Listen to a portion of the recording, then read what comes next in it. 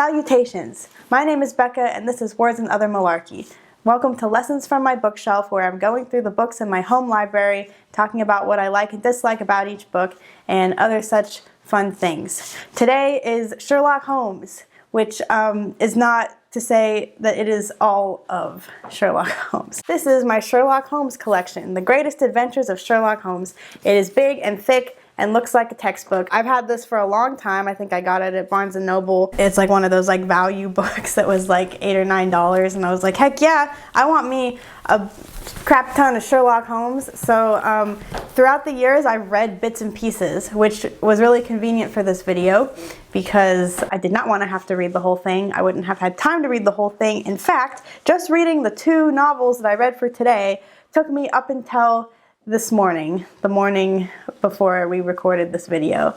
And so I will admit that to a candid world because I have no shame, I guess. The 2 novels that I read were The Sign of the Four and The Valley of Fear, which are probably the less well-known of the 4 novels that are in this collection. There's also a ton of short stories in here, and I explained what my plan was in the last video, so I'm not gonna repeat myself, but I decided that for the sake of time, just to read the 2 novels that I hadn't, and so that's what we're gonna be talking about today. And yes, my hair is purple, so that's something you may have deduced, like Sherlock Holmes may have also deduced. So instead of me babbling on forever about things I may or may not know about Sherlock Holmes, I decided to take a quiz of Sherlock Holmes trivia in real time. This quiz comes from howstuffworks.com, so we're gonna learn how Sherlock Holmes works today. And so the first question is, what street do Holmes and Watson live on? I would be really disappointed if I didn't know the answer to this question. So obviously Baker Street, and yes, that is correct. 99% of people got this right. What is Watson's official job other than crime solving? That is, he is a doctor. That is correct. What is the name of Holmes's landlord? That would be Mrs. Hudson. Watson narrates every Sherlock Holmes story. I'm pretty sure this is true. It's false!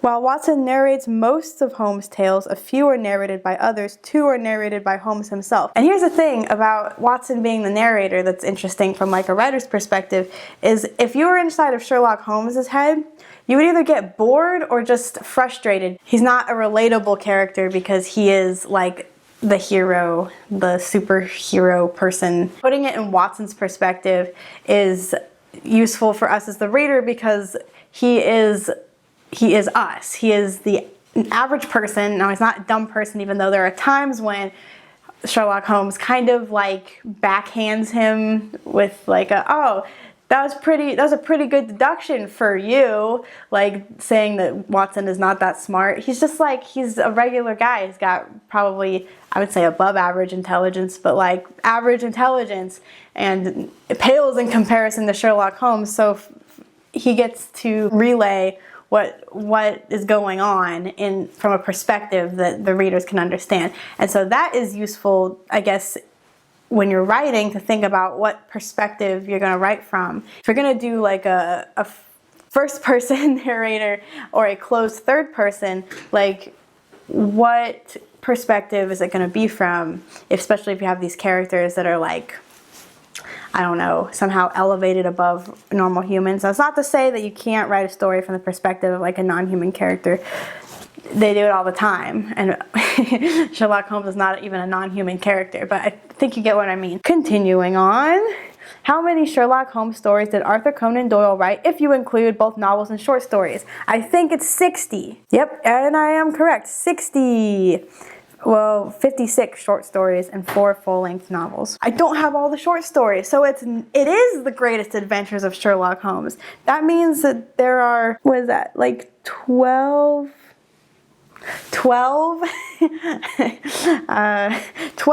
short stories that did not make this collection because they were not the greatest.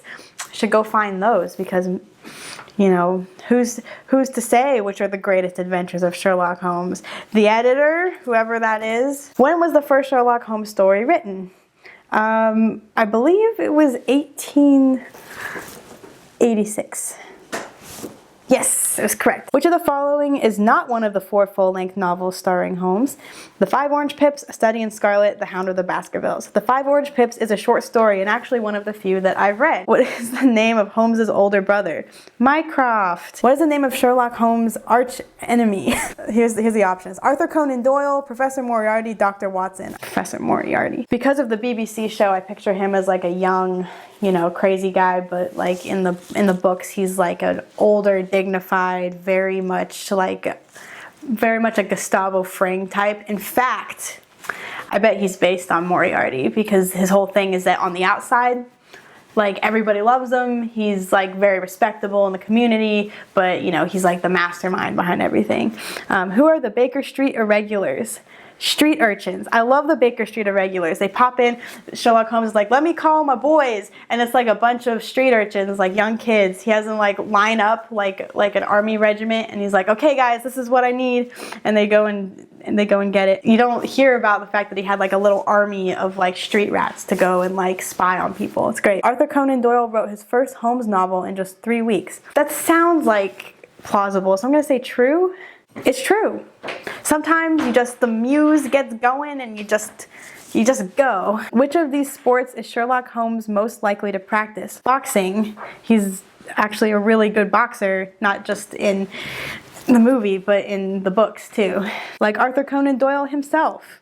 You write about what you know, right? Okay, I don't know if anybody remembers, sometimes I think I dreamt this up, but there was a show that ran for a very short amount of time, can't remember which channel, called Houdini and Doyle, and it was about Harry Houdini and Arthur Conan Doyle, who were friends in real life and had very differing opinions on things, but were still friends, and they go around and solve crimes like Sherlock Holmes, and it must have gotten canceled after like a season. I mean, obviously, because I never heard from it again, but like I really enjoyed it. Maybe it was really bad, I don't know, but like I thought it was good. What word is written at the murder scene in A Study in Scarlet? I think it's Rach, the German word Rach. German for revenge. Yep. What is the speckled band? Ooh. I'm gonna say a piece of jewelry. I don't think I've read The Speckled Band, and it's one of the short stories. A snake. It's a snake. It was actually a poisonous snake used as a murder weapon. Wow. Okay, well, I'm going to have to read that one now because I didn't know that, and maybe now it's spoiled for me. Sherlock Holmes casually injects cocaine in the first Holmes novel. True. But his justification is that when he doesn't have work to do, he finds it really hard to relax, so that's like his way of like turning his brain off, I guess. Holmes injects cocaine to relax in A Study in Scarlet. The drug was legal in England at the time the book was written. Holy shit. What do you take from that as a writer? Well, you take from that the fact that everyone is imperfect, like even characters with really, you know, incredible strengths or incredible abilities. Well, in our cultural understanding, I think like this is probably less condonable than it was back then, but then you still have Dr. Watson commenting on it negatively and criticizing him for it. So there were obviously readers that would not have like approved of this fact either. Where does Holmes store his tobacco? What book introduces readers to Mary Morstan? I know this one because I read it. It's The Sign of the Four. What makes the dog glow in The Hound of the Baskervilles? Evil spirits. That's what the people in the Baskervilles think. I think the Baskervilles is a last name, not a place, so it's phosphorus. The mighty hound in the novel has been painted with phosphorus so it appears to glow. Holmes never utters the phrase elementary, my dear Watson, in any of Doyle's books or stories. That is true. The phrase was used in a 1929 film, which may be the source of its popularity. What is silver blaze? I don't know. My options are metallic poison, horse, and regal manner. I'm gonna say horse. Because that sounds like something you'd name a horse. Oh, it was a correct answer. And a total guess. In what story is Holmes seemingly killed off? I think it's The Final Problem. Also because it has the word final in it. Like that seems like something that would require someone to die. In what story does a very much alive Holmes reappear? A Case of Identity? That seems like... Oh no, I was wrong. They pulled a sneaky on me. It was The Empty House. Bowing into tremendous pressure from fans, Doyle brings Holmes back in The Empty House. So he really intended to kill him off. That's interesting. Well, You know, even back in the Victorian days, fan service was a huge pressure. What does Holmes pursue after retiring? He retires? I'm gonna say the options are chess, painting, and beekeeping. I want to believe it's beekeeping, but it seems like chess would be the more Sherlock Holmes-ish thing. It was beekeeping! Oh my god! Sherlock Holmes, the beekeeper. I just picture him like, just like deducing when, which bees are the best bees. Who were the four in The Sign of the Four? Ooh, I know this one because I read it. Convicts. Who plays Holmes in the BBC TV series which premiered in 2010? It is not Andrew Scott, that's for sure. Benedict Cumberbatch. When I was a teenager and when I first got into the show, which was about around the time we got Netflix, of course, Benedict Cumberbatch as Sherlock Holmes captured the hearts of many a young female, and I was one of them. Now, I wasn't like really bad, but like me and my sister and our friends, like we're like pretty into the show and pretty into how cute Benedict Cumberbatch was. Oh, I made it to the end! Please enjoy this ad while we're calculating your results. No, I will not enjoy this ad. You're a true expert. You got 24 correct out of 30. You scored better than 67% of quiz takers. I'm so proud of myself for, I don't know. So The Sign of the Four, I mentioned, that's where Mary Morstan is introduced, and it's really cute the way her and Dr. Watson's relationship develops, like throughout the story. Well, in the adaptations I've seen, she just kind of enters the story, and you don't see the courtship. The courtship is so cute. Like, I'm not even kidding. Like, she's there, you know, while they're solving the mystery for a lot of the time, and they kind of develop this like, you know, like mutual like respect for each other, and then, you know, there's like a part where she like gets scared and like takes his hand like instinctively, and like I love like little moments like that are like super cute. And then Dr. Watson's thought processes, like as he's like realizing that he's falling in love with her, first he like of course like remarks that she's attractive and that she's like the sweetest girl, which is also really cute. I just want to say this because a lot of times I think the expectation when you're going into a very like male heavy story, which like I think that Sherlock Holmes as a series is very much like male dominated, and I mean, what do you expect? But like the female characters are not to be counted out. The way they handle it, like Dr. Watson is like so respectful and like just hashtag not all men. Not all men, guys, even in the 1800s. So it's just, it feels really modern. It felt really modern to me, the romance, but like, come on. Love's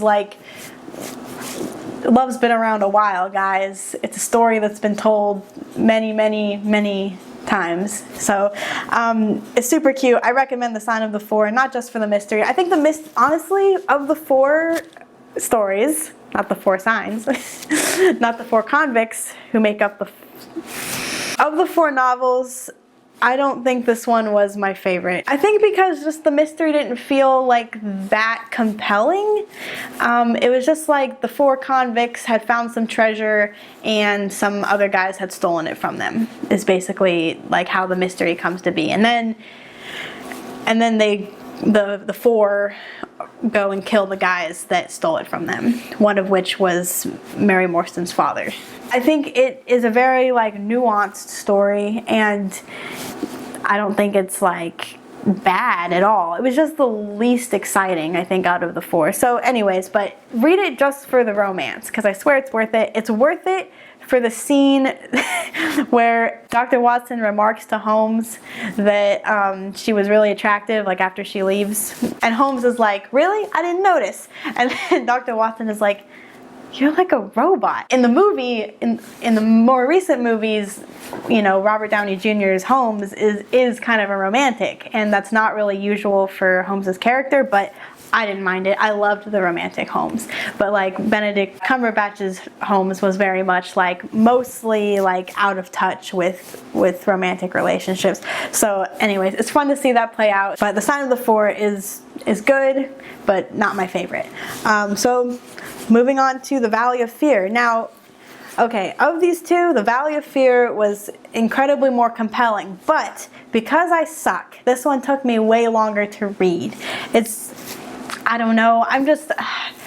This isn't even the worst writing style of the Victorian era. A lot of the language of like the 19th century and especially the 18th century, it was really flowery and long sentences, long descriptions. It was kind of hard to get through. You know, one of my favorite books of all time is Pride and Prejudice, but it took me months to read. I think the reason why it took me so long to read these was that they do move slow. They take their time, you know. Even though they are not very long and they're definitely not boring, you're still like describing everything. Watson's setting the scene, setting up the characters. You know, there's not a whole lot of like dead space where the characters are doing nothing. Like they're working on the mystery like the whole time, and pretty much every scene like contributes to solving that mystery, but you still have to set up so much. You know, every person has their own description, has kind of a little background. And then what the Valley of Fear does, which is something that I think A Study in Scarlet also does, is part one is like them solving the mystery. But the story's not over when the mystery is solved. Part two is the background of how that mystery came to be in the first place. So like the main character of the mystery in the Valley of Fear is a guy named John Douglas. So John Douglas tells his story of how this thing even came to be in the first place. And that's part two. So you go backwards in time, you go away from Baker Street, and Watson even promises you, like, we're going to go away for a while, you're going to learn about like this Douglas guy's story, and we're going to come back at the end, and we're going to like wrap this up. But like, you know, it's a different way of telling a story. Like, you know, in movies and even in most books, you would have like you might flip-flop points of view. You might, you know, like a present and a past, or you might have flashbacks that are like just like woven in as you read through. But the structure of these is to lay it all out. And even, you know, Holmes has a very particular way of like solving his mysteries, and so like in a lot of these, everything, like, you are in the dark just like Watson and a lot of times the poor inspector that's on the case, until the end, and then Holmes like makes everything clear. And so then more is made clear, you know, by going backwards and having all the backstory at the end. So it feels like almost two separate stories, or like the one should have preceded the other. But, you know, you go in with the knowledge of the mystery that you just saw solved, and so you see the story and you see things play out, and you're like, oh, I know where this is going. So I think it really kind of ups the suspense in a way, because you're curious to find out how that character ended up where he was. So that's how the Valley of Fear goes. So I really liked the descriptions in the Valley of Fear, and all the novels have really great descriptions, and they're not too lengthy, but because of my modern reader perspective, like I said, it's still kind of would get tired of reading, and that's on me. But no, the descriptions are really vivid. Like, you get like these snapshots, and it really paints a picture. So like in the second part, you get this story that feels, and it's the backstory of this Douglas guy, that feels a lot like The Godfather, or like, I don't know, some kind of modern crime show. Well, some kind of modern show about a gang that is, you know, like an organized crime ring. And because what happened is he like got involved with an organized crime ring and stuff. So I'm sure it's been adapted into film. Pretty much all of the Sherlock Holmes stories have. So I really would love to see what they did with it, especially in like a color movie, because like it was really fun to read and to get like this really clear picture of the setting and the tone and the mood of this. The Valley of Fear is an actual valley. And this is where this crime ring like reigned supreme. So I really loved that, and I think you can really learn a lot about dialogue, because there's some really great dialogue, and a lot of the exposition is conveyed by dialogue, but like it's done so seamlessly, and because it's a detective novel, it works because you're relaying information. You know, the characters are telling each other things as they discover them, so like it works. And I am not super like in tune with the conventions of detective novels, but I can see like what's working in this kind of story that might not work in like a romance. You know, like you want to be more subtle in a romance. You know, in a novel they're gonna ask, or in a mystery they're gonna ask things outright, they're gonna explain things outright. Well, except for Sherlock Holmes, he even says, I'm gonna mostly reserve my own observations until the end, because I want to make sure I'm right when I lay this all out and totally solve the mystery. So, but also like the characters are not dry, and I think that's why they've been able to be adapted so many times for like screen and whatnot, is because they are like vivid characters. Sherlock Holmes is a iconic character and has so many quirks that make him, like, for all his superhuman skill, very human. And you know, Watson is also a great character and often, you know, gets relegated to the sidekick role, and he is, but like he's also got like a great voice, even as much as it's like, you know, like putting Holmes on a pedestal. Well, you also have scenes where he's criticizing him too, you know, for like for his lifestyle choices and whatnot. So, you know, it's not like 100% fanboy, and I think people forget that when they think of Watson. These were so fun to read. I think they are great for people who love literature to like really dive into, you know, like the genesis of the detective novel genre. I'm sure there were detective novels before this, you know, there's nothing new under the sun, but this is where things really got popular, and this is where a lot of, I think, mystery writers really drew their inspiration, and I can see why. They're very beautifully crafted mysteries. You know, you're really hooked into it. A lot of times you can't predict how it's going to end up unless you know the story before you go in, and so like I had a really fun time reading these, even though because of my short 21st century attention span, it took me forever to read them. So I think there's a lot to be learned, and I kind of feel smarter having read these, which is kind of a nice break from last video's book, which was The Kingdom Keepers, which was just kind of a romp through Disney World. No, you'll feel really literary, and there's a reason why these are canonized as part of Western literary canon. Okay, so let's close that chapter, put that one aside, and the next book that I am reading is How to Develop Self-Confidence and Influence People by Public Speaking by Dale Carnegie, and I have read this before. He's the author of How to Win Friends and Influence People. It's great, and it's fun, and it's funny, and has a lot of outdated language because it was written in like the 40s, I think, but is still awesome, and I can't wait to reread it. It's nice to take a break from fiction and go back to nonfiction for a little bit. I guess this is our first like nonfiction, like non-biography book, and so this will be a fun one to revisit. And yeah, let's dive in next time and learn how to develop self-confidence and influence people with public speaking, and then maybe I'll make better YouTube videos because of this. So until next time, keep it weird.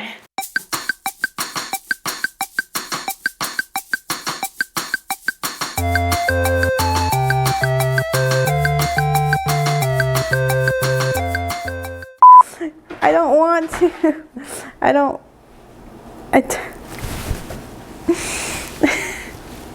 I hate technology. Oh my god, it's still... No. No. You hate technology too? I know. It's hard. Life is hard. Should have used my laptop. It's fine. We'll fix it in post.